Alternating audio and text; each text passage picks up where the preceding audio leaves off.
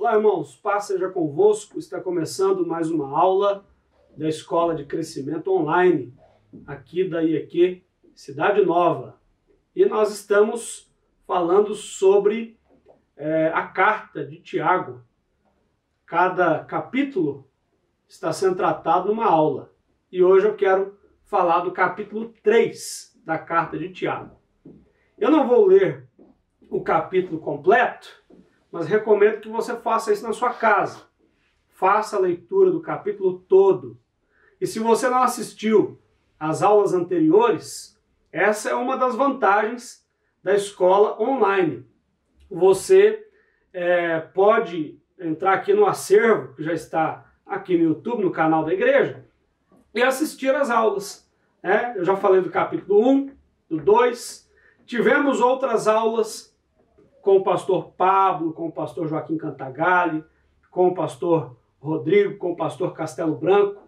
Todas elas estão aqui para você conferir. Então, fique ligado e participe ativamente aí do nosso canal, acompanhando os cultos, acompanhando a escola online.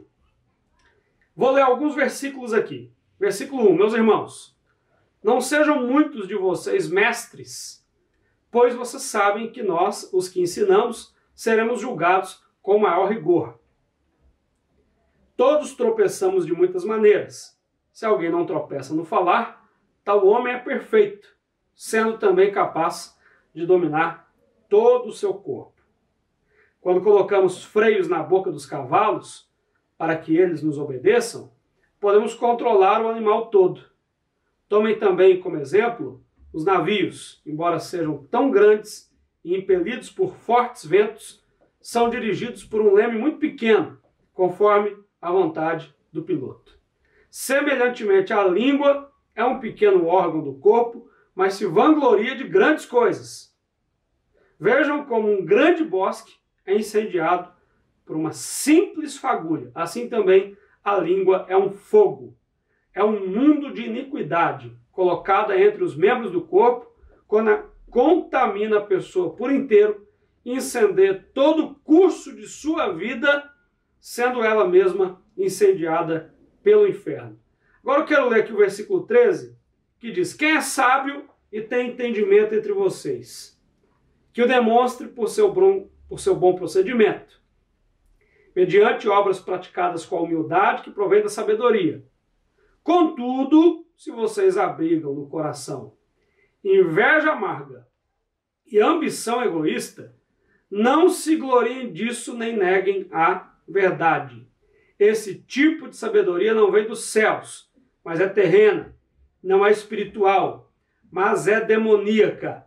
Pois onde há inveja e ambição egoísta, aí há confusão e toda espécie de males. Mas a sabedoria que vem do alto é antes de tudo pura, depois pacífica, amável, compreensiva, cheia de misericórdia e de bons frutos, imparcial e sincera. Vamos então falar um pouco dos assuntos que nós encontramos aqui no capítulo 3 da carta de Tiago. Primeira coisa que eu vejo aqui, já no versículo 1, é quando Tiago fala que nós temos que ter cuidado para não nos colocar como mestres de forma precipitada. O que ele quer dizer com isso? Eu quero até abrir novamente para ler aqui o versículo 1. Meus irmãos, não sejam muitos de vocês mestres, pois vocês sabem que nós, os que ensinamos, seremos julgados com maior rigor. Ele está falando aqui, ele está introduzindo o assunto que ele vai falar em seguida, que é a questão da língua, né? Aquilo que nós falamos, a preocupação com o nosso procedimento ao falar. E ele está falando aqui do ensino. Eu estou aqui agora dando uma aula, eu estou ensinando. E aquele que ensina precisa ter consciência das implicações daquilo que ele está ensinando. Ao longo do tempo, nós vemos na história muitos mestres, entre aspas, que levaram pessoas a cometerem coisas absurdas. Há seitas que o seu líder levou um grupo grande a cometer suicídio coletivo em nome daquilo que eles acreditavam. Então, o que ensina tem que tomar muito cuidado com aquilo que ele ensina. E não se precipitar em ensinar no momento que não deve e aquilo que não deve ou aquilo que nem sabe o que é na verdade. Há muitas pessoas aí ensinando aquilo que não tem a menor ideia do que é. Eu acho que Tiago estava olhando para os dias de hoje, quando ele escreveu isso aqui.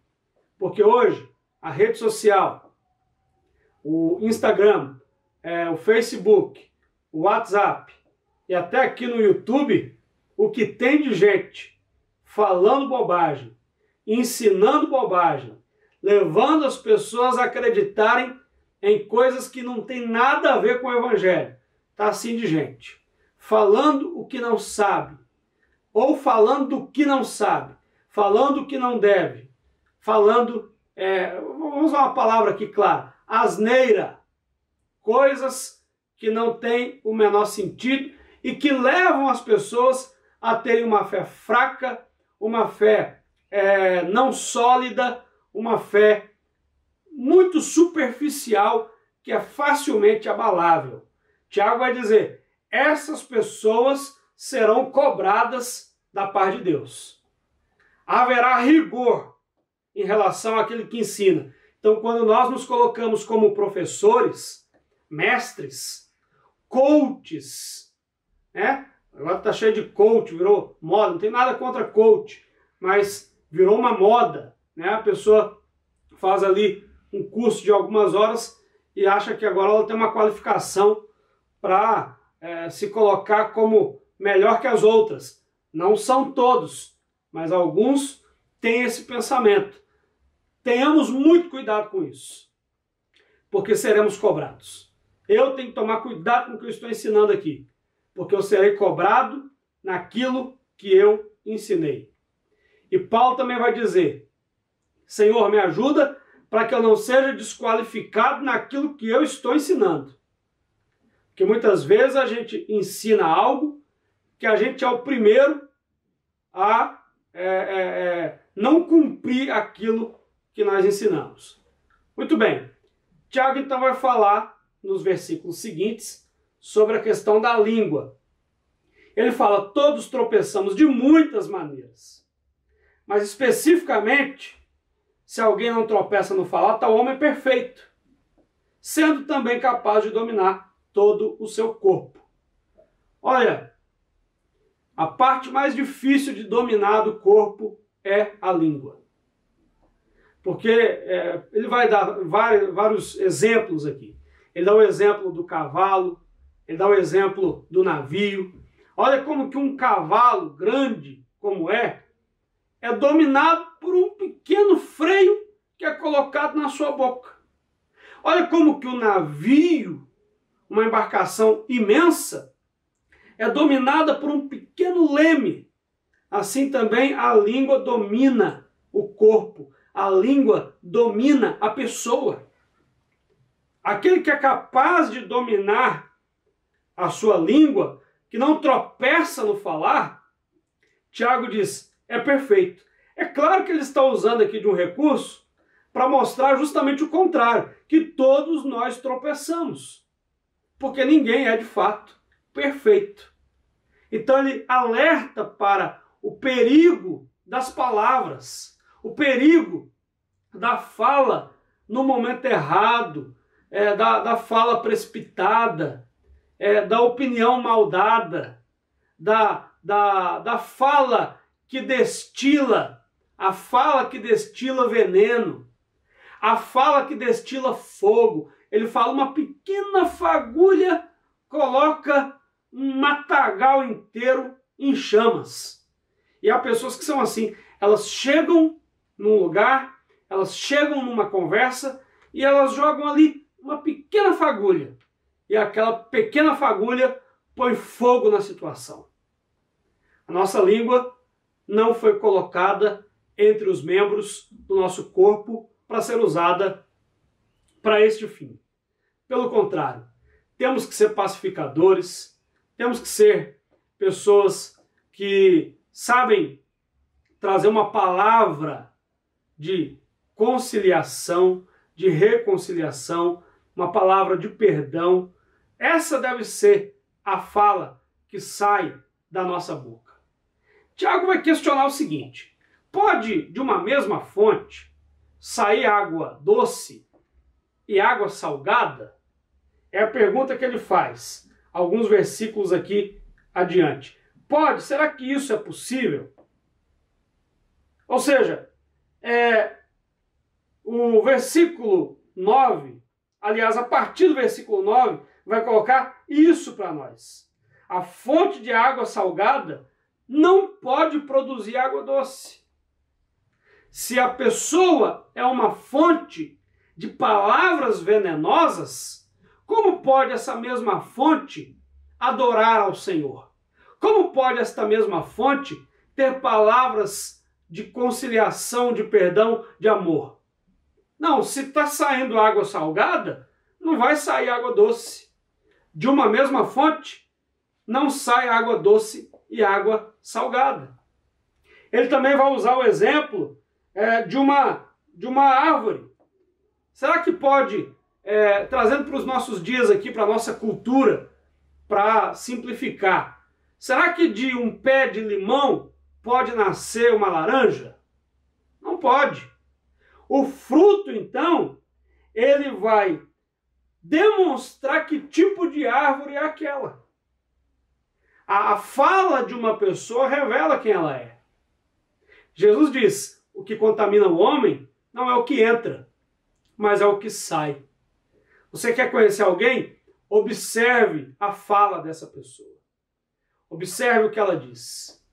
Observe as intervenções que ela faz numa conversa. Observe, observe e observe. Você vai conhecer quem é essa pessoa. Muito bem. Ele vai então entrar num segundo assunto que está conectado. Irmãos, uma coisa importante é entender que Tiago não está fazendo aqui uma coxa de retalhos que não tem a menor relação de uma coisa com outra. Porque numa leitura simples do texto, pode parecer que ele está mudando de assunto assim, de forma desconexa. Mas não é. Há uma conexão entre o que ele está falando no início e o que ele passa a falar agora, que é dois tipos de sabedoria. Ora, a sabedoria que a pessoa tem ou não vai determinar muito o que ela fala e o que ela não fala. Ele vai falar de dois tipos de sabedoria a partir do versículo 13. O primeiro tipo, a sabedoria terrena. Alguém que pode até parecer ter alguma sabedoria, mas aquela pessoa ela é motivada por dois sentimentos.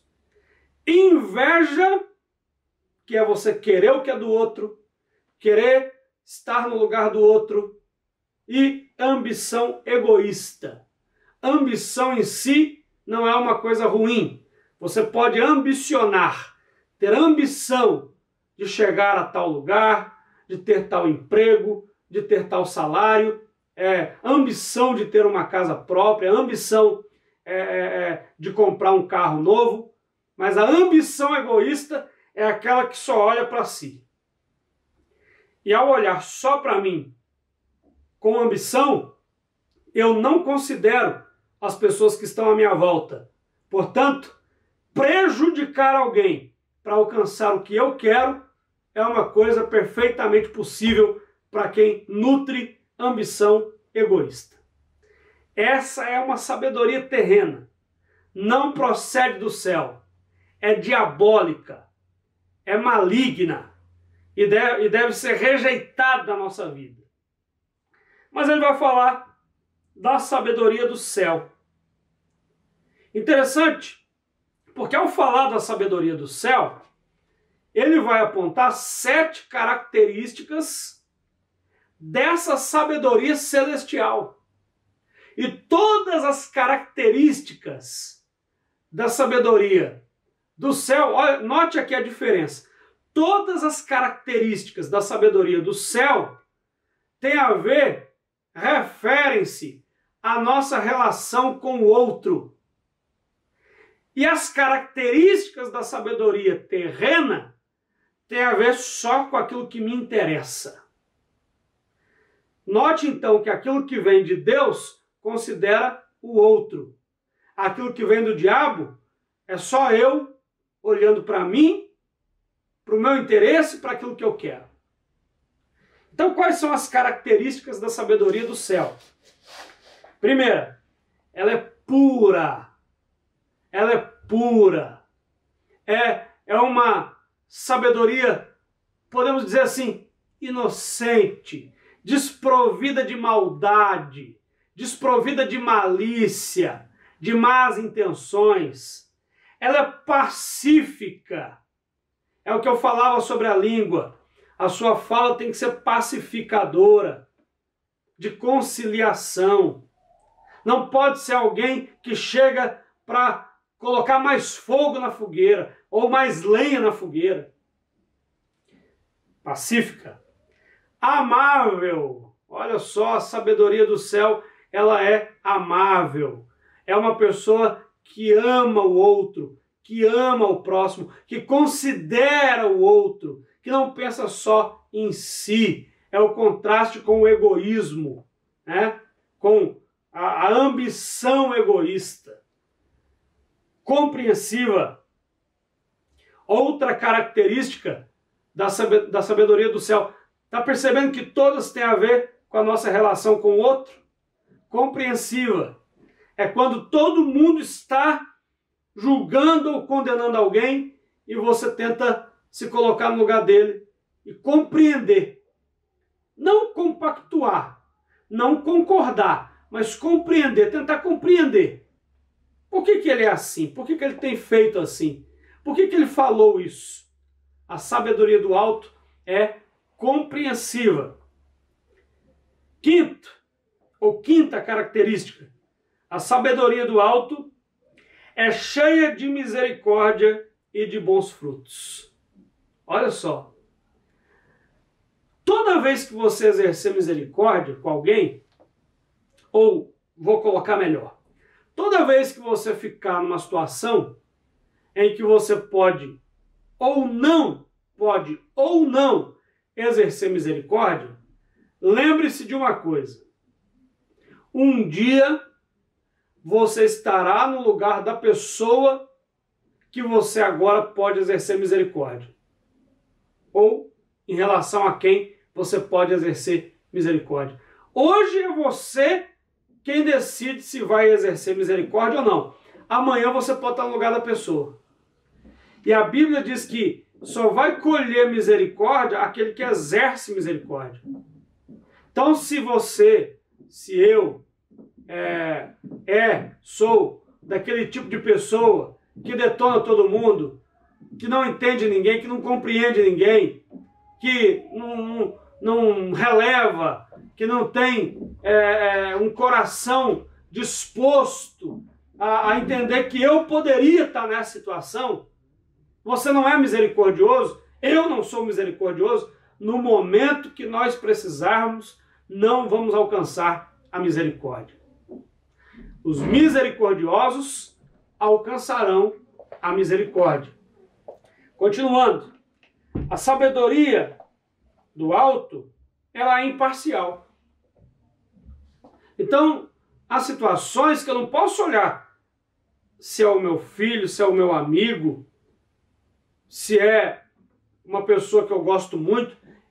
Há situações em que eu preciso exercer a imparcialidade.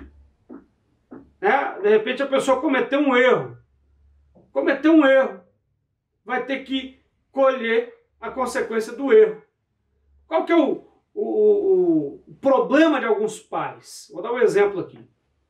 É que eles são imparciais. Se for o filho do outro, está errado. Se for qualquer outra pessoa, está errado. Mas se for o filho dele ou dela, aí não tem problema. São imparciais. A sabedoria do alto, aliás, são parciais. a sabedoria do alto, ela é imparcial.